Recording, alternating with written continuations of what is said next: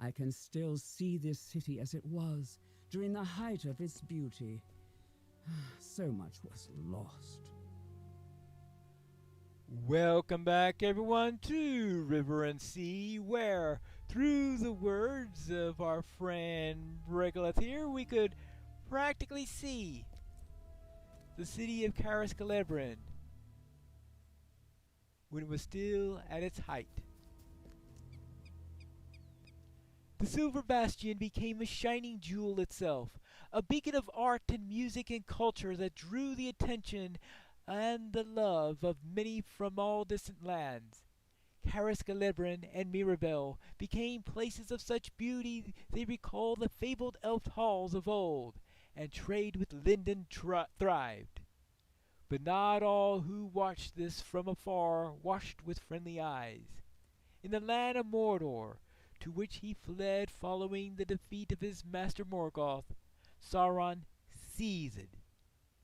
He feared the rising might of Numenor, and despite having drawn orcs and other fell creatures to his service, he knew that he did not possess the overwhelming numbers with which his master had dominated the world in the past days of triumph. He devised a scheme by which he would use his enemies' weaknesses against them, and so he came to Eregion in fair guise, masking his true nature. So Sauron came here in disguise.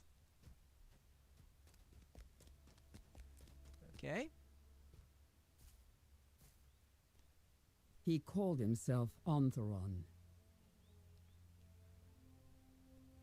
Word of your craft skill has spread far and wide, my lord Celebrimbor, even into the uttermost west. I am humbled by your presence here, Ontheron. I see in your arrival an omen of good fortune. Accept my greetings and my welcome. You will be my honored guest.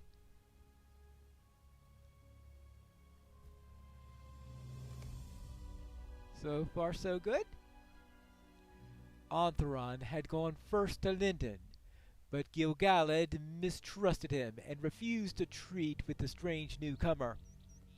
It was in Cariscalebrin that the Lord of Gis found one whose lineage and whose hunger for secret knowledge made him the perfect target for Ontheron's promises. Celebrimbor would not resist, and before long the new arrival became a mentor to him and to the jewel-smiths of Eregion. Right? Not all who dwelled at Cariscalebrin trusted this new arrival. Oh, I guess that's good, maybe? Celeborn saw something in the Lord of Gifts that troubled him. Alright. So here we have, I cannot say why I am so disquieted or annoyed. I share your unease, my lord. The right company will go wherever you lead. Show us this threat, and we'll end it. But that is the heart of the problem, my friend. What is the threat?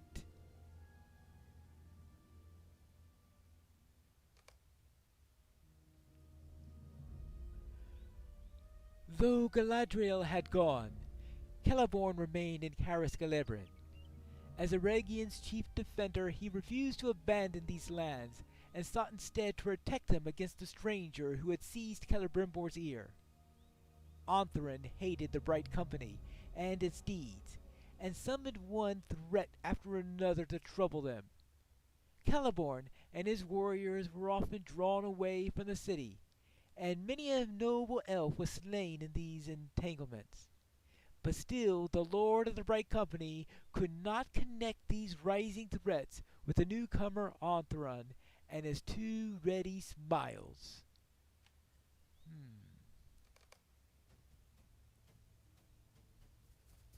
Despite the mistrust of some at Celebrimbor's city, Ontheron did not remain idle. He gathered to himself promising students and gave to them secret knowledge. But whatever he taught them, always he held something in reserve. Always there was more to be learned, more instruction to be given.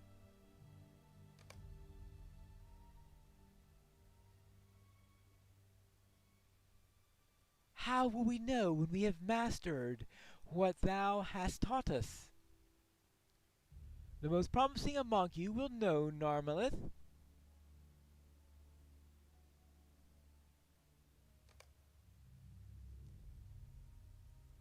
The students were not his only pupils. As years passed, Onthrend grew more and more brazen. Celebrimbor and his jewelsmiths fell further beneath his thumb, ensnared by his promises of secret knowledge and the working of crafts both beautiful and powerful. Now we're at the forges, it looks like. The jewel town and the silver bastion thrived, and the glory of Celebrimbor and his jewelsmiths only increased year after year. But the true masterpiece of Karel Skelebrand was the ring forge. Alright, and that's what Saruman is looking for.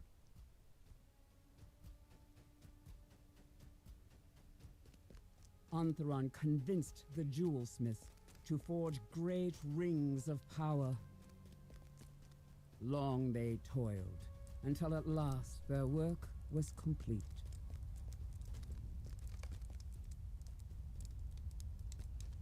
A set of 7 and a set of 9. You are certain that these great rings will help preserve the land? They will help to protect the lands of those who wear them, my lord. Give them to the hole diggers and the fellers of trees. The degradations they caused will be slowed. I called your arrival an omen of good fortune, Lord of Gifts.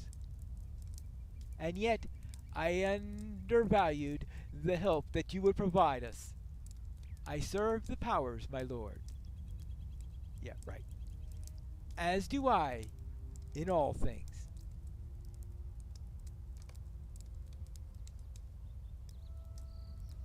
Celebrimbor gave to the kings of the dwarves and men the rings that he had made, and for a time he knew peace, not knowing that he had been deceived, not knowing that what he had done would nearly undo the world.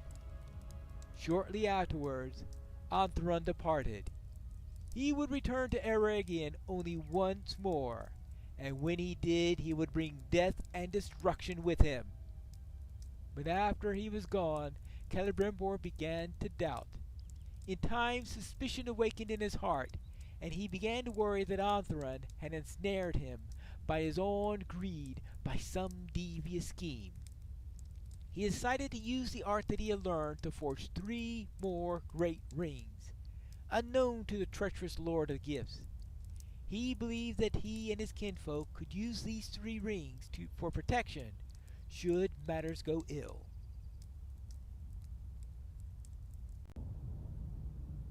This doesn't look like a pretty place.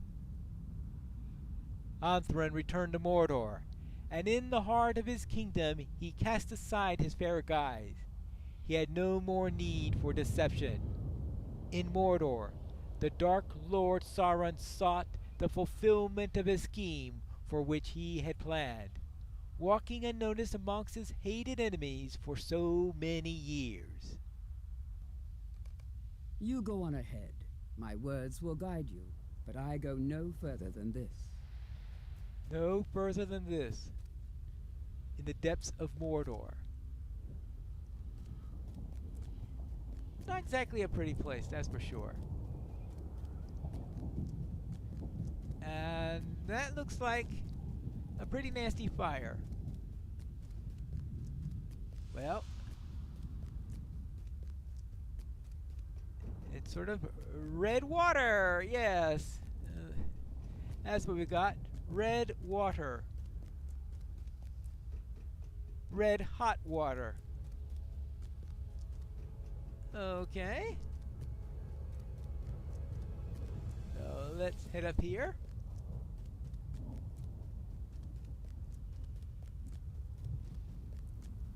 Burning red hot water. In the fiery heat of Orodruin, Mount Doom, Sauron forged the ruling ring. One ring to rule them all, one ring to find them, one ring to bring them all, and in the darkness bind them.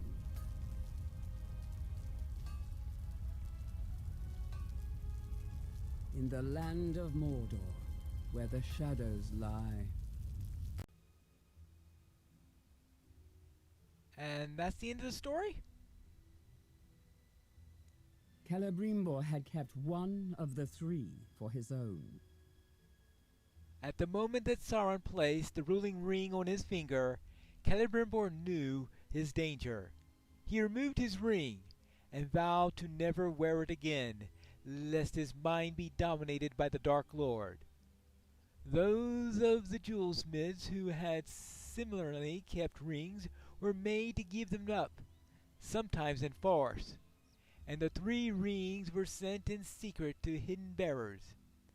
Messages were sent to men, dwarves, and elves in which Celebrimbor admitted his folly and warned of the coming war. So were the folk made ready to defend Middle-earth, but it would not be enough to save Eregion from the ravages of Sauron. The gates of Mordor opened, and the armies of Sauron came forth. He would seize as many of the rings of power as he could find, but the 3 remained hidden to him, and he touched them not. Oh, hello, Menelder. I see you're back. The gates of Mordor? The armies of Sauron? What did I miss? Surely it's not as bad as all of that. Sauron has been dead for 3,000 years, and today Mordor is an empty land. Sometimes elves have trouble marking the passage of years. I mean no offense. Well, there is that, of course. How about this one?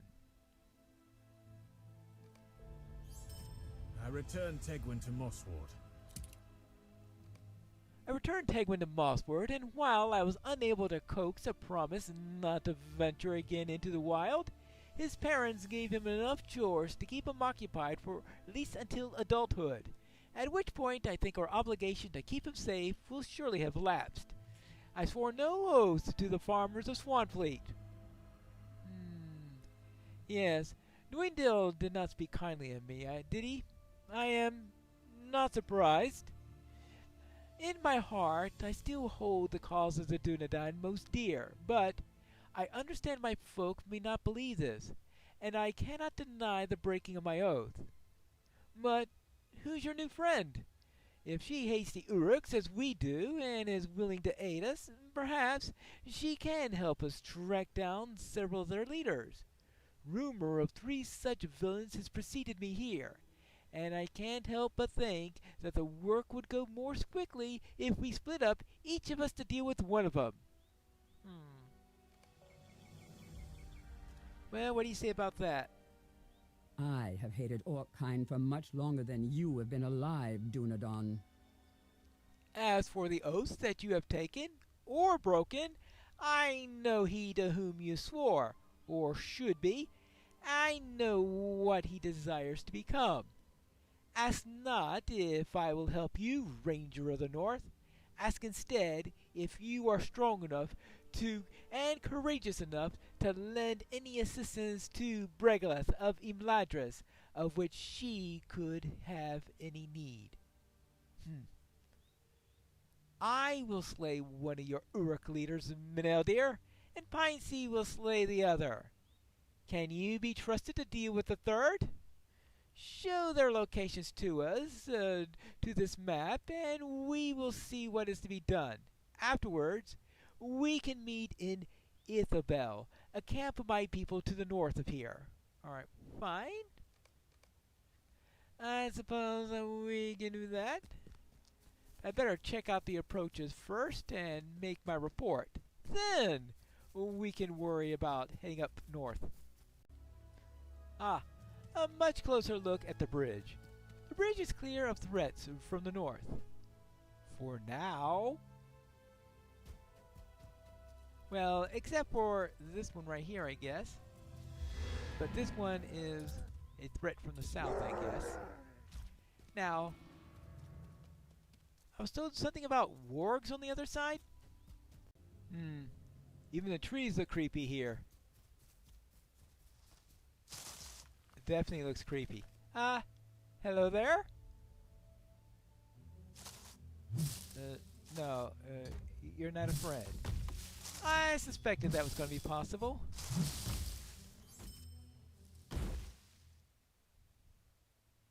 Well, that wasn't a warg, though. Of course, the route to the wargs is covered, or I should say blocked, by this bit of rocks. Okay, fine. Just in case creepy trees wasn't enough, now we have to worry about wood trolls.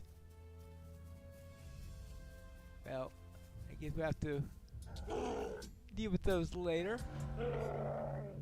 Because in a few more levels, I'll be very much encouraged to kill as many of these as possible. Oh, here's a warg.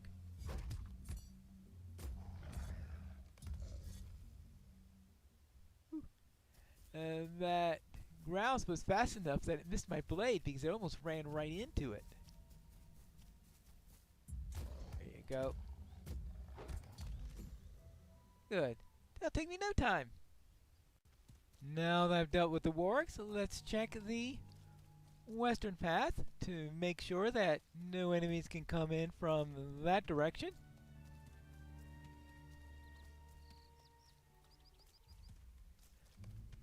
The river poses a natural barrier against the incursions from this direction, unless of course it happens to be from an Avak who seem to love staying near the rivers, and perhaps trying to munch on the occasional hobbit that comes in from that direction. But I think that's enough of a report. I have investigated the paths. Alas for Carasgalabrin. Alas for Mirdain. It's good that the approaches to Carasgalabran are mostly free of enemies, but my heart grieves that Uruks and other such foes already stalk the lanes of this city. Thank you for your efforts on behalf of my people. You're welcome. And I checked those wargs.